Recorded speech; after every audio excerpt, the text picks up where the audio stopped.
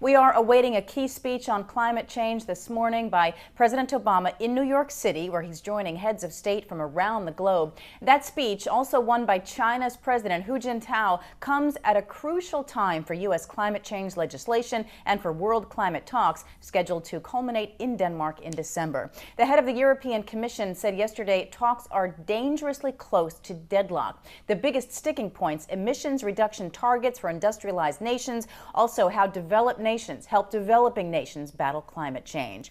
The U.S. and China, the biggest emitters in the world, are stuck on both of those issues. Many experts and officials believe there's too little time to come to agreement before the December deadline. Bloomberg reports political leaders are optimistic that Chinese President Hu Jintao will offer new initiatives in his speech this morning. The president is set to start talking around 9:15. Clean Skies News will bring you that speech live. They're taking place amid this backdrop of the UN Leadership Forum on Climate Change in what's called Climate Week in New York City, where ceremonies and other events took place comprising world leaders, also celebrities as well. Frank Ucciardo has more from New York.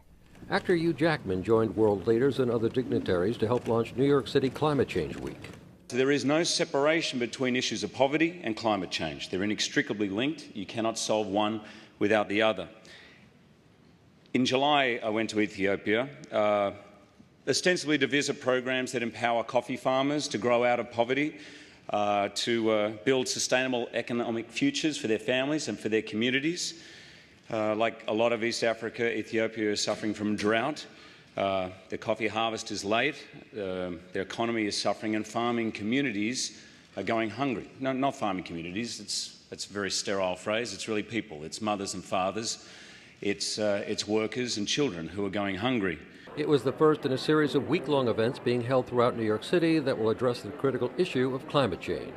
Former British Prime Minister Tony Blair said he hopes to break the deadlock between rich and developing countries on how the burden of cutting atmospheric gas emissions should be shared around the world. In my view, the will is actually there amongst the international leadership. The question is, can we find the way to match the will?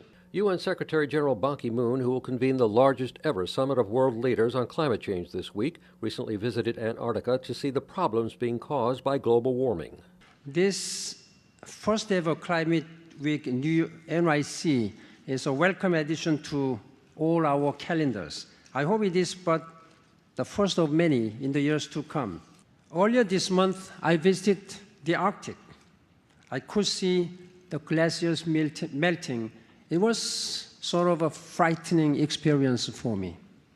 The consequences reverberate far beyond the North Pole. Billions of people will be affected from this generation forward. Denmark's energy minister said that big and small nations have to work out their differences before December's final climate summit. The UN summit in Denmark is aimed at crafting a treaty that would replace the 1997 Kyoto Protocol, requiring mandatory cuts in atmospheric warming gases that expires at the end of 2012. This is too big a challenge for only a part of the world to be a part of this. All major economies must take part in this. The developed countries, of course, must take the lead, but all must deliver something, or we will simply not be able to make it. We need to do everything we can to make sure that Copenhagen is equitable for everybody. Of course, the planet is our priority as a whole, but we need to make sure that the deal is fair for everyone on the planet. There are more than 1,000 climate change events that are going on around the world this week, but the only one that truly matters will be the summit in Copenhagen in December. The problem, though, is negotiations on sealing a deal are going very slow. Frank Ucciardo for Clean Skies TV, New York.